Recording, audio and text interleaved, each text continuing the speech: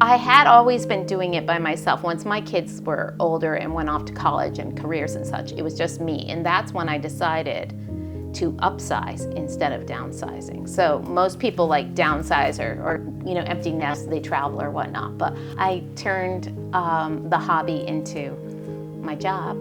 And I used to go to the farmers markets locally with my bits of yarn, and then people were like, not buying yarn because it was summertime and they were buying food from the farmers market. So I started making pies, which is another business. And then the pies sold really well at the farmers market. So then I got kind of known as a person who makes pies and got inquiries for pies all the time. So I do pie weddings now. And so kind of like Martha Stewart.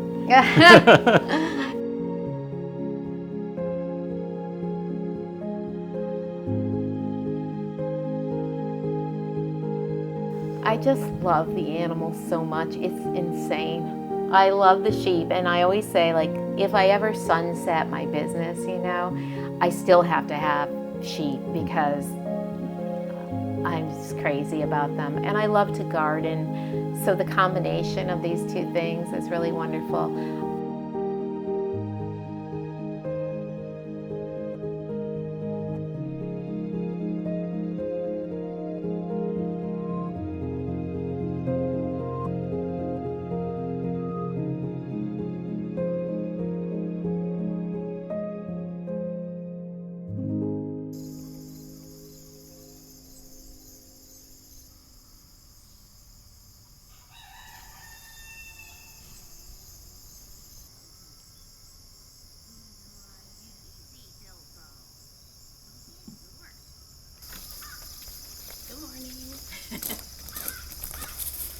So Tammy, I'm curious how you ended up here on this fiber farm. Was it a lifetime dream? Did you inherit this farm? How did this all come about for you? Wow, I've never been asked that, whether it was a lifelong dream. Not at all. I've been here in this location since I was a young bride, now that I think of it. I think, since 1988. Mm-hmm. And so it's 2023. And I didn't farm it, like I always had gardens, but I didn't farm it until my children were like 9, 7, and 5. So 2000. And then they helped me pick out like what animals we were going to raise. So we decided upon some sheep. And we all sort of taught ourselves. They were big readers. I homeschooled them for 10 years. Mm-hmm. And so they were avid readers, and they learned all about different breeds. We settled upon Shetland sheep, and we shopped in that. We went around to different farms in the state of Vermont mm-hmm. For about a year. And then in 2001, brought home our first sheep. And like within 24 hours, I knew we had to have more. Mm-hmm. We started small, like you had said, which is my style. I kind of creep and baby step into everything. So we did so well for like 7 or 8 years. And then somebody reached out to me who had some Cotswold sheep, and Cotswold sheep are like a long wool breed. Mm-hmm. So then it was, they were going to move and they needed a home. And I was like, okay, sure, we'll try that. And so I grew my flock by this new breed. And then over the years, that happened a few times. And how many different sheep did you say you have now on the farm? Oh, I have 100. Mm-hmm. And I have had 8 breeds of sheep. But I did pointedly breed one breed called Valais Blacknose Sheep. And they are rare and only in a few countries in the world. And what I love about them is their nature, their sweet nature, and their looks. Mm-hmm. And so anyway, I love these animals so much. Does their fiber have like a place in our world of fiber farming? I've made it have a place. It's like a really long, sort of lustrous fiber. Mm-hmm. It's coarser, so it's not next to the skin, soft if you were to make like a a cowl or whatnot. But it is strong, and so makes great like home goods like rugs or blankets or whatnot. So Do you have other animals on the farm? I have alpacas. As far as fiber animals, Yeah. I used to have more cashmere goats, but I only have one now. His name is Christopher Robin. I used to have Angora goats, which grow mohair, and they're all passed away now. And I have miniature donkeys. I have one horse. I have Few dogs. a few dogs. I have tons of poultry, ducks, geese, chickens, and I think that's got it.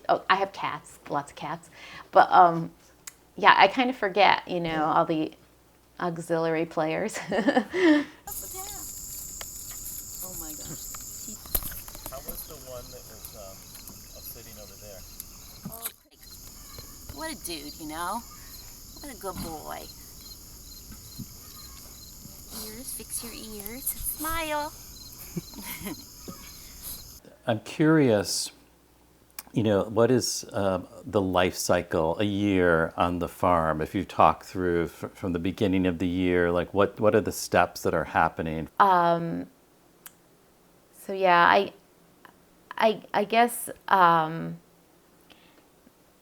are special moments like when a lamb is born, and I don't realize I'm holding my breath every time, until little ones up on their legs, and then they're suckling and they're nursing, and I see their little tail wagging, and that's how I know that they're getting food, when their tail wags. And yeah, there's pretty amazing moments all throughout the year, but I never get tired of lambing. It's hard to say that the year begins with lambing season, but that's a natural time to begin talking about it because that's when the lambs are born. And that is any time between March and May. And this year I bred all of my sheep to have their lambs in April and May. And then I have to get the garden in, so I have a dye garden for all of my yarns. And are you planting most of those by seed, or are they like you're going to a nursery to buy the plants? Are you doing it? It's seed. And yeah. so this house turns into a nursery too, because I'm got little, plants started in seed trays all around, and you have to have a lot of patience to live with me because there are lots of things going on. But I think I start my own seeds because it's more affordable, and a lot of the plants that I want to use aren't necessarily plants from the nursery. Like nurseries don't necessarily grow or sell dye plants. They're selling vegetables or like, container flowers, things like that. Some of those things can be used for dyeing, but... This is the dye garden. In case you didn't know. Right. The geese sound noisy, but they won't bother us. That's all. We just don't want to let them out, right? No, yeah. Well, they won't try to go out. And so I share the dye garden with the ducks and the geese, and you can see other feathers. But also, they ate all my Brussels sprouts. So I don't dye with Brussels sprouts, but I just grow things for myself too in here, to eat.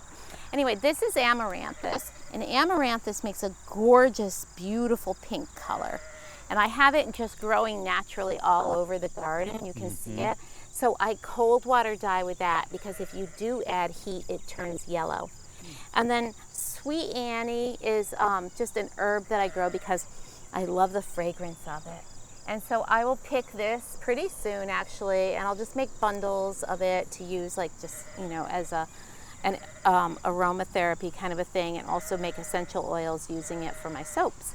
And calendulas I pick every day and dry, and I use those for soaps, and also because they make a really beautiful healing treatment for all the animals. It's very anti-inflammatory. So in the fall on our farm we do shear. We shear twice a year, so the sheep that have grown enough wool in the past 6 months will get shorn, and then it will happen very soon. And usually we try for mid-September, early October, so that they grow back enough wool before winter, before it gets colder. and then we will shear again in March through like April. So shear twice a year, and I dye every day. So even though this is like a huge time of harvest, lots of things to pick and dye with, like directly, I don't need to store them because I'm out there in the kettles now. But I will dye in the winter in my backyard. It's snowy and icy, but I save a lot of forage from the summer in the freezer, or I dry it or whatever. So I'm dyeing all year round and dyeing in the spring whenever I can dye, because I am the only person that dyes, and because it's my job, I just can't, like, I can't do it all in one season. It just takes me too long. And the method of dyeing is also like time. It takes time in that, like, if I dye with the cosmos to get that color, I pick all the cosmos in 1 or 2 or 3 days. I let the kettle sit and soak. The color just derives naturally. It's like making tea. I'm curious what type of flowers you use, and maybe you can talk about if it's a marigold that gives you this orange color. You know, what are the flowers that you typically use in your dyeing process? Well, sure. I first learned about dyeing naturally when I was at a sheep and wool festival and saw somebody's beautiful yarns hanging, and I said, "Oh my gosh, what color is this?" And they said, "Well, it's from marigolds." And I said, "Holy cow, really?" And then I heard that, and there was no turning back. I was like, I had not realized you could dye with flowers. So I was like, our wool will only be dyed with flowers or leaves or plants or whatever, because like I was like, that is like it's a no-brainer. You use what's natural to dye with. And so I always grow marigolds to get kind of yellows, oranges, cosmos, different kinds of cosmos that I get some yellows and oranges. Hollyhocks, there's this one kind of hollyhock, a black hollyhock. I love it. It sort of throws bluey purple colors. Hopi sunflower seeds, which make sort of blues and purples. And I grow indigo. I have lots of indigo, and modified indigo. Right now, goldenrod, which I don't grow, but just grows naturally all around, is beautiful. We saw that all over. Yeah. What is that yarn there? Oh, this is from the Bright Lights Cosmos. These are from the cosmos that I'm growing outside, and they pop right up from seed. I can make, this is like a deeper orange, and I can make lighter colors from it.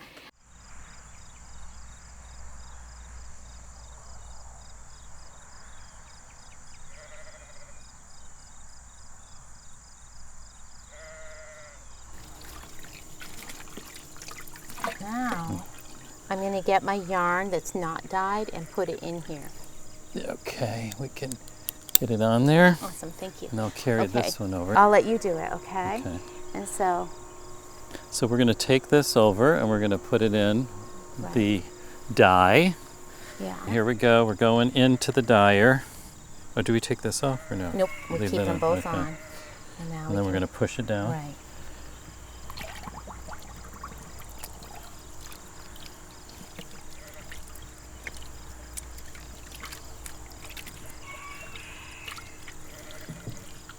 And then after a couple of days, because we added flowers to it, it will take up all that color, and it'll be quite a beautiful, deep, rich color.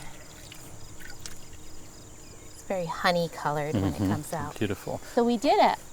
So dyeing at Wing and a Prayer Farm with Tammy.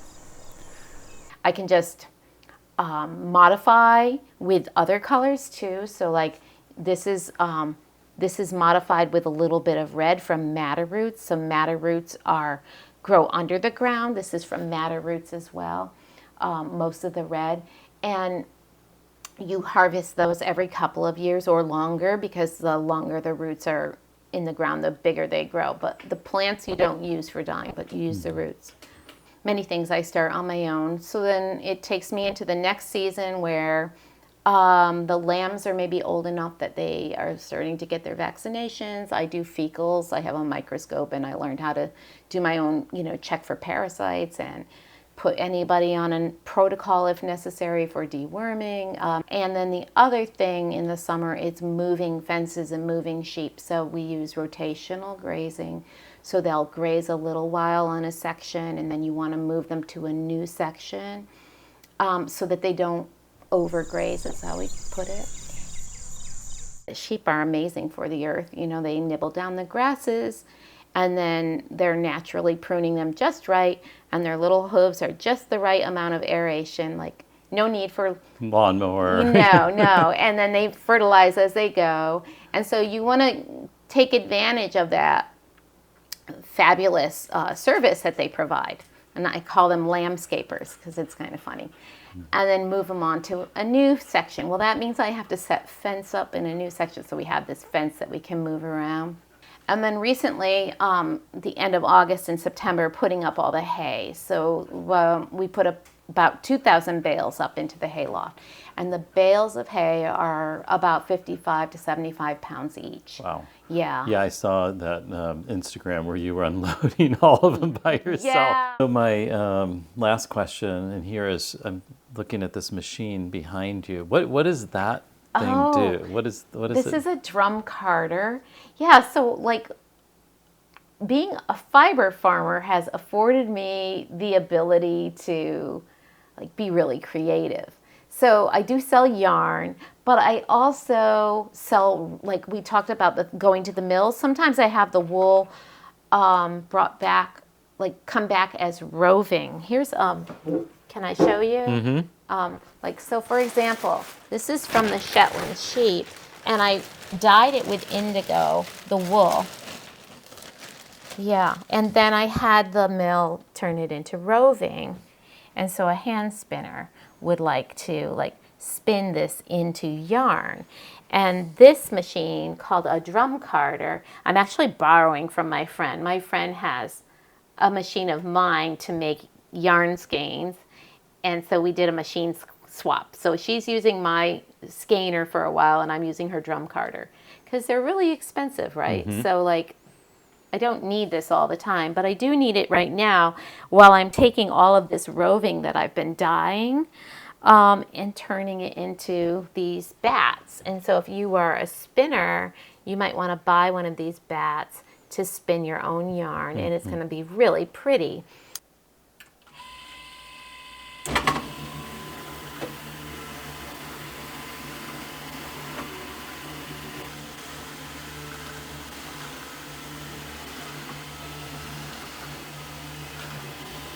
So whenever I put that roving on, or any of this carded wool as we call it, then I am layering it. Take this off. So I pre-measure everything ahead of time so I know I have 4 ounces of fiber on there. So now, to take the pin off, I'm just going to move this a minute. Okay, take that pin off, and now, this is kind of the fun part. Peel it off of the drum. It's like candy floss, you know, like cotton candy.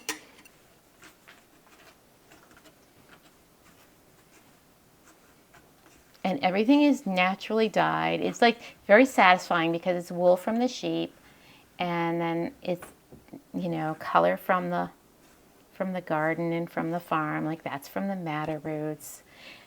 It's like being a chef in a kitchen, you know. It's really amazing. And then spinners would buy this from you to create yarn. Right.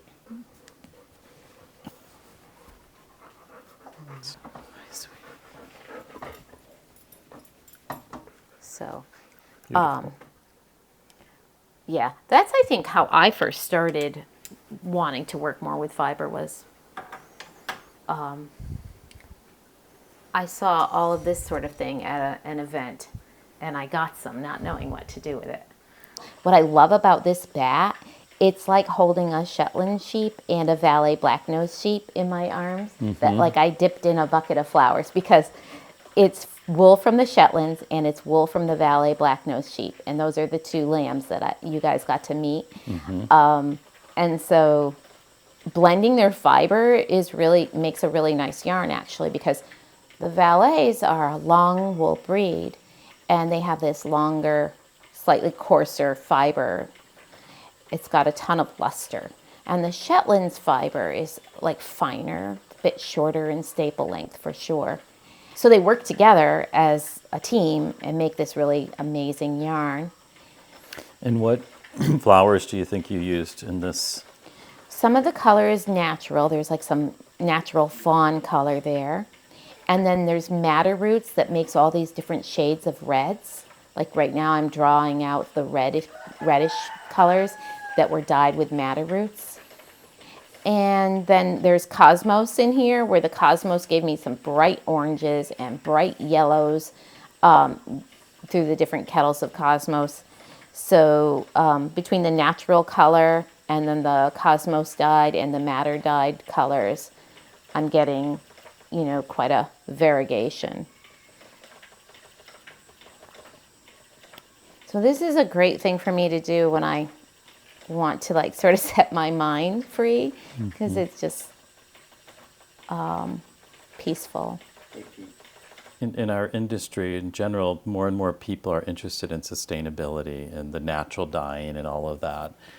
Do you have any thoughts, I work in retail and fashion, and, these are large companies that are making lots of, product, how they can be more sustainable? Do you have any thoughts on that?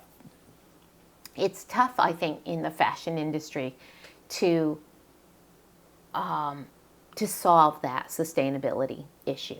Like, nobody wants the polar bears to go away. Like, we all want the earth to stay green. And it's kind of sad because it's really frying out there, And things that make a difference are to not consume as much, right? And so if you are in the fashion industry, how do you keep your business going if you're not selling as much product? Or I know that it's hard, and people love to shop, and it's fun, and so I think it's not just up to the fashion industry, but I think the fashion industry can definitely help by supporting sustainable sources for fibers, like fewer synthetics and more natural fibers. And, my other question is on, I think you did a collaboration with an artist or helped an artist with a exhibit at the Guggenheim. Was that? Can you tell me a little bit about how that came about? Yeah, it was about this time last year, 1 year ago. The artist is from Chile, and her name is Cecilia Vicuña, and she likes to work with wool often in these, what she calls living quipus, which are like at a glance, it's like lots of strands, like a giant mobile of strands of fiber and objects suspended and hanging down. But she likes to use wool a lot, and she likes to use a sort of I want to say a neutral palette, like blacks and natural colors and whites and red. And so she needed to have, for her exhibit at the Guggenheim, these wool, like red wool swaths of fiber that were going to be 52 feet long so that they could be part of a performance art piece in the rotunda in the center of the Guggenheim. And I got a call from a woman there that was trying to source it, and she needed it to be naturally dyed because lots of Cecilia's messages are cries for help for the environment, on behalf of the environment. And so I was like, yeah, sure, I can. I think I can do that. So I had, like I said, don't waste anything. Don't try not to throw anything away. But there's part of the sheep's shearing every year as I shear them that's like, we call it belly wool. It's just the wool that you wouldn't make yarn with. It's the waste wool. And years of saving that waste wool amounts to a lot of wool. And I had that wool processed into these wool felt rolls that were going to be 52 feet long, and they were like 36 to 42 inches wide. And then I dyed them all here, and like many of these colors are symbolic of like what I had dyed the wool in, and they were giant. And so I had to use a different method of dyeing, because normally it's like a 100-gram skein of yarn, and these were 52-foot long rolls of wool. So I created like a system of bins in the back and let them soak, and basically it took all summer to dye them, and there were 12 giant pieces altogether, and she wanted them to be in the shades of menstrual blood. And so when I got the call, it was like April, I think, lambing season. And I was like, oh yeah, I've got you covered, because like in the barnyard, it's like we've got bodily fluids all over the place right now because it's lambing season. And so I can picture it. So anyway, I did the palette of colors that she was hoping for, and I sent pictures along the way because she really wanted to see the process. And so after the wool got shipped down there, then they invited me to be a part of it, and there was a performance art aspect to it. So I got to be one of the volunteers that got to unfurl the wool at just the right moment. It was amazing. Surreal, yeah. And then this part, I didn't know about the entire performance art piece of it. We paraded the wool, the giant wool, through New York City to the East River, where we took a ferry that was chartered for the Guggenheim, and went out way past like the Statue of Liberty, like I guess almost to New Jersey. And then the wool that I dyed from our sheep got cast out into the ocean. That was the reason why Cecilia Vicuña used the wool from our farm, was because it needed to be naturally dyed. And wool, we know, breaks down in the ocean. So to cast it out there, it wasn't going to, collect as garbage. It would break down. And so it was part of the, she made a very concerted effort to have like a ritual and song and all of that to then offer it. And it was just amazing and really beautiful. I'd never even been to the Statue of Liberty, right? So like everything about that event for me was sort of mind-blowing. Well, yeah, and your sheep made it into the Guggenheim. Yeah, and it was just, nobody could really understand there how that could have made me feel as proud as if I had been the artist, because it was just a supply to them. But for me, it was more than a supply, it was my life. Yeah. If someone wanted to buy your yarn, where would they go? Would it be your website? And what is your website? Or where can they find you? They can find you in New York, in Nitty City, and they can go to Rhinebeck. Yeah. And if they go to wingandaprayerfarm.com, they will find our events, and that will tell them where they might find me near them if I'm going to be in their area. I try to keep the events page up to date.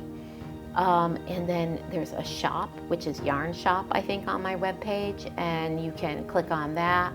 And you can scroll through. I usually organize everything by colors. And sometimes people call me or email me.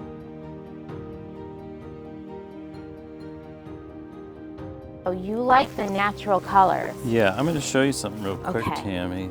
So this is this is not matched, but I'm working on this Afghan right now. Oh my gosh, I love that. It's like a grayish, they called it a drab. Mm-hmm. Oh, I have a sweater in it. I'm going to show it to you. Okay, yeah, definitely show me the Hold sweater. on a second. Oh wow, that's nice. Yeah. Yeah. And so And what is this? the fabric is so What's soft. the? It's pure Cormo. Cormo. Cormo is the the Cormo weren't in our barnyard area. They're in the field, They're out and they're there. wearing the coats. Okay. And the fiber on is so fine that you need to put coats on them. Mm-hmm. So that's the Peter Pan and Fam. Cormo wool. And the one I used to like write all their names out, but then it got to be too much.